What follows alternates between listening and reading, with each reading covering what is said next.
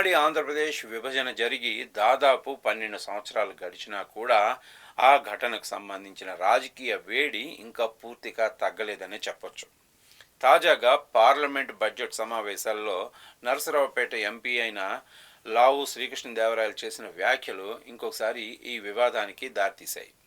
రాష్ట్ర విభజన జరిగిన రోజున ఆయన బ్లాక్ డేగా పేర్కొనడంతో ఆ పదం ఆయన ఉపయోగించడంతో తెలంగాణ రాజకీయ వర్గాల్లో తీవ్రమైన ప్రతిస్పందన వ్యక్తమైంది.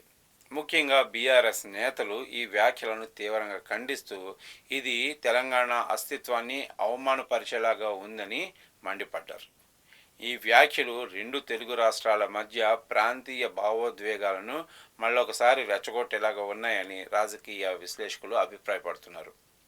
ఎంపీ లావు బాలగంగాధర్ వ్యాఖ్యలపై బీఆర్ఎస్ శ్రేణులు, ముఖ్యంగా ఎమ్మెల్సీ దాసోజు శ్రవణ్ ఘాటుగా స్పందించారు.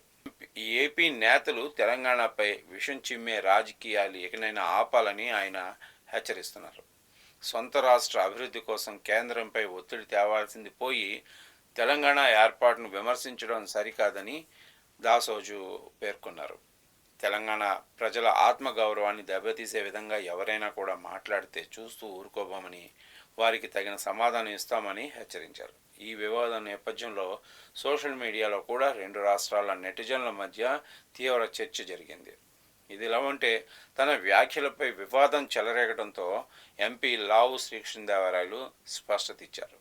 తాను నిజానికి తెలంగాణ రాష్ట్రాన్ని కానీ ఆ రాష్ట్ర ఏర్పాటును కానీ వ్యతిరేకించలేదని, అలా వ్యతిరేకించడం తన ఉద్దేశం కాదని చెప్పారు. నిజానికి ఆయన చెప్పదలుచుకుంది విభజన సమయంలో అప్పటి లోక్సభ స్పీకర్ అయిన మీరా కుమార్ వ్యవహరించిన తీరును, అప్పటి పార్లమెంటరీ నిబంధనల ఉల్లంఘనపై మాత్రమే తాను మాట్లాడానని, అలా విమర్శలు చేశానని, నిజానికి తెలంగాణ ఆవిర్భావం గురించి మాట్లాడలేదని ఆయన వివరించారు. అయితే తన మాటలను వక్రీకరించి ప్రాంతీయ విద్వేషాలను రెచ్చగొట్టొద్దని ఆయన కోరుతున్నారు. తాను కేవలం పార్లమెంటరీ ప్రక్రియపైనే ప్రశ్నలు లేవనెత్తానని, ఎవరిని కించపరచాలనే ఉద్దేశం తనకు లేదని ఆయన స్పష్టం చేస్తున్నారు.